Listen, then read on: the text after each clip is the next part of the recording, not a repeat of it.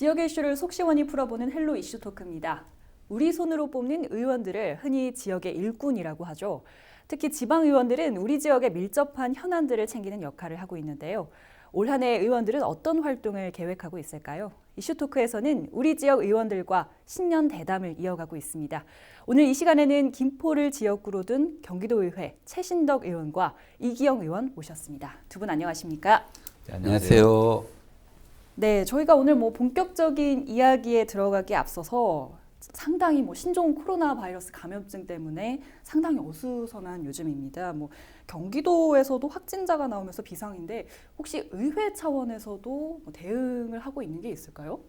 네, 경기도의회에서는 신종 코로나 바이러스 관련 대응책을 모색하고 또 지원을 하기 위해서 지금 TF를 구성을 했습니다. 총 13분의 의원님으로 구성되어 있고요. 이 중에는 환자가 발생지역 의원도 계시고 보건복지위원장님을 공동단장으로 위촉을 했고요. 13분이 그 의원 활동을 하시면서 의회 차원에서 지원 체계와 그리고 또 현장에서 필요한 게 무엇인지 이렇게 고민하는 그런 시간을 갖고 지금 현재 활동에 들어간 상태입니다.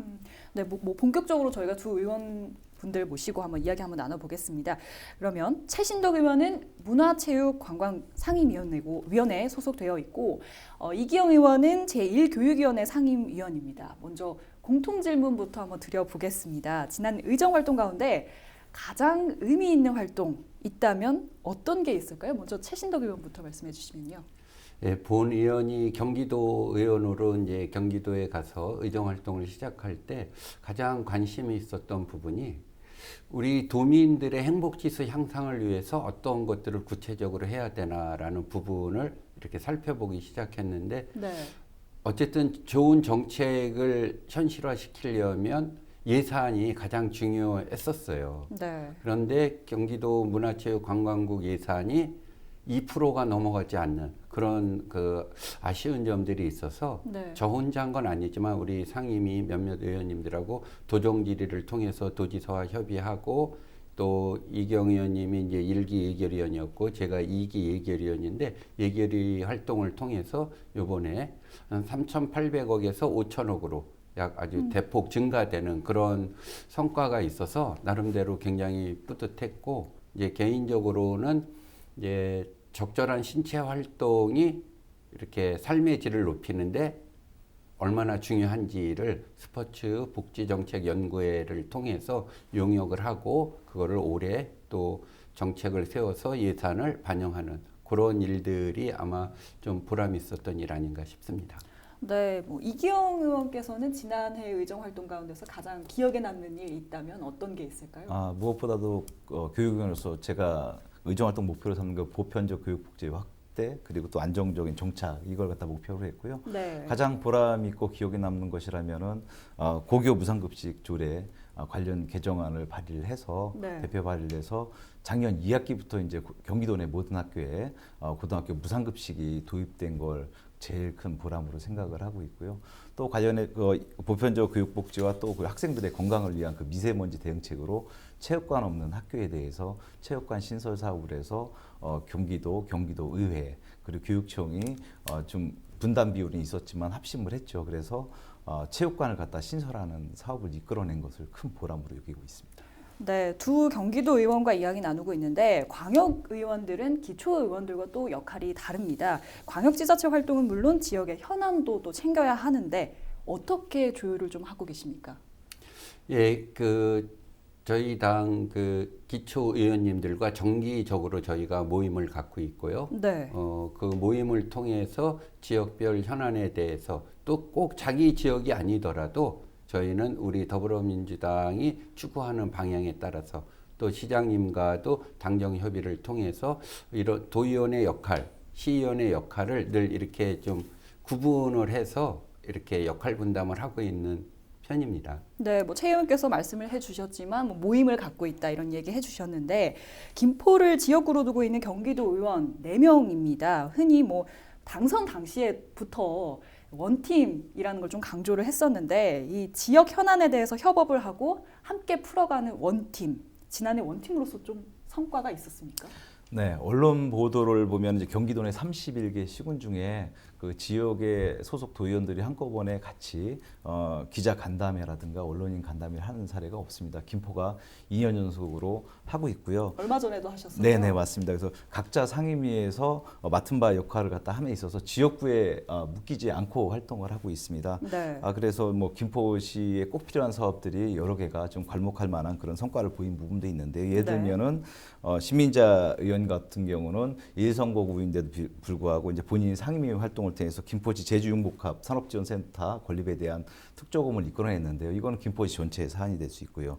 최신덕 의원님 같은 경우는 1선거구에 있는 아라멜 페스티벌이라든가 또 평화누리길 시설 설치 사업이 있습니다. 그거는 김포 3선거구인데 본인의 선거구하고 떨어져 있음에도 불구하고 이런 부분을 같이 합심을 했고요. 저 또한 체육관 없는 학교는 대부분 다 읍면 지역에 있는데 이 점에 중점을 뒀습니다. 그리고 김철원 의원은 읍면 지역 의원님에도 불구하고 도시농업 활성화 그리고 도심공원 정비 사업을 갖다가 이끌어내서 시민 편의를 위해서는 우리 지역구 4명의 도의원들이 지역구를 따지지 않고 이렇게 합심해서 그렇게 하고 있습니다. 이게 바로 원팀의 성과가 아닌가 이렇게 생각을 합니다. 각자의 지역구에 한정을 둔 활동이 아니었다라는 네, 말씀을 해주신 것 같습니다. 그렇다면 지역 현안을 한번 자세히 한번 짚어보겠습니다. 두 분이 상임위원으로 있는 문화관광 그리고 교육 분야는 김포에도 상당히 많은 현안이 있는 분야입니다. 특히 김포에서는 평화를 미래 먹거리로 삼고 평화를 매개로 한 관광산업 육성에 나서고 있는데요. 김포만의 독특한 콘텐츠도 좀 필요해 보입니다. 문화관광 분야에서 김포 어떤 좀 강점이 있을까요? 예, 다 아시는 것처럼 이제 우리나라에 4대 강이 있는데 한강하구는 유일하게 자연 그대로 보존되어 있는 다른 강들은 이제 하구뚝을 만든다든가 이렇게 인공적인 부분들이 가미됐는데 네. 한강하구는 이제 군사적인 문제로 인해서 자연 그대로 보존될 수밖에 없었고 그래서 이제 평화 관광을 할 때 꼭 같이 더불어 이야기되는 게 생태학적 측면입니다. 그래서 이 부분을 어떻게 잘 보존하면서 살릴 수 있는가라는 부분이고 다 아시는 것처럼 뭐 김포시에서도 그 정전협정에 의하면 한강하구서부터 강화 앞바다까지가 이제 피스존이죠. 네. 거기는 이제 우리가 왕래를 할 수 있는 곳임에도 불구하고 이제 군사적인 문제로 자제했던 그런 지역이라서 이제 백길 열기를 김포시에서도 적극 추진하고 있고 경기도에서도 한강하구와 관련된 그 테마를 7개 테마 중에 하나로 이렇게 잡아서 올해부터 경기 둘레길 사업이라든가 이런 걸 통해서 한강하구를 어떻게 생태학적으로 보존하면서 관광 자원을 할 것인가. 특히 이제 올해는 그 애기봉 평화생태공원이 이제 준공되는 해이기 때문에 네. 그것과 연계한 사업들이 계속해서 펼쳐질 예정입니다. 네, 하지만 이제 평화라는 사실 아이템이 이 남북 관계라는 타이밍 때문에 상당히 좀 어려운 아이템이기도 한데 말씀하신 대로 올해는 또 애기봉 생태공원이 또 문을 엽니다. 김포의 관광 산업에 좀 어떤 효과가 있을까요? 예, 지금까지의 관광은 주로 이제 공급자 중심이었다면, 그러니까 뭘 하나 이렇게 지어놓고 아니면 뭘 하나 설치해놓고 이렇게 시민들로 이렇게 와서 보십시오 이런 거였는데 네. 이제 요즘 관광의 추세는 소비자 중심의 관광이 요즘 관광의 트렌드 아닌가 싶습니다. 그리고 또 한 가지는 지역 주민과 함께하는 관광 이것이 이제 성공할 수 있는 관광 산업의 두 키워드라고 생각이 되는데 그래서 김포시도 경기도와 함께 애기봉 평화생태공원을 중심으로 이야기한 그 평화둘레길 그러니까 평화길이라고도 보통 같이 부르고 있는데 네. 그런 선형관광을 통해서 지역 주민들이 주도적으로 하고 또 시민들이 이렇게 특정한 것이 아니더라도 알아서 찾아가는 예를 들면 이제 그 유명한 그 스페인 쪽의 산티아고 순례길을 예를 들면 좋을 것 같은데 우리 네. 155마일 휴전선을 우리 시민들이 알아서 걸을 수 있는 부분들이 국방부와 잘 협의가 되면 굉장히 훌륭한 자원이라고 생각이 들고 그 출발점이 이제 김포가 되지 않나 싶습니다. 북한을 바라다 보면서 걸을 수 있는 그런 이제 선형 그렇죠. 관광에 대해서 예. 이야기를 해주신 것 같습니다. 뭐 북부권의 관광 사업에 대해서 저희가 이야기를 해봤고 신도시의 관광 사업으로 이제 이야기를 좀 해볼 텐데 김포의 베니스라고 불리는 라베니체가 이제 신도시에 있습니다. 그런데 상당히 뭐 라베니체 뭐 주차장 문제나 여러 가지로 좀 현안들이 많이 있는데 최근에 이제 수질 개선하고 더불어서 올해는 또 수상 레저 시설도 이곳에서 이제 운영을 한다라는 걸 김포시가 밝혔습니다. 새로운 좀 어떤 활기 촉진제가 될 수 있을까요? 그러니까 신도시의 김포시 한강 신도시의 어떤 테마 중에 하나가 이제 수로 도시였고 그거에 맞추어서 라베니체 수로가 이제 완성이 됐고 네. 그 주변을 여러 가지 국리를 하면서 김포시에서도 이제 어떻게 하면 많은 시민들이 편안함을 즐기면서 휴식 공간이 될까를 고민했는데 방금 말씀하신 것처럼 주차 시설이라든가 뭔가 부대 시설들의 부족으로 인해서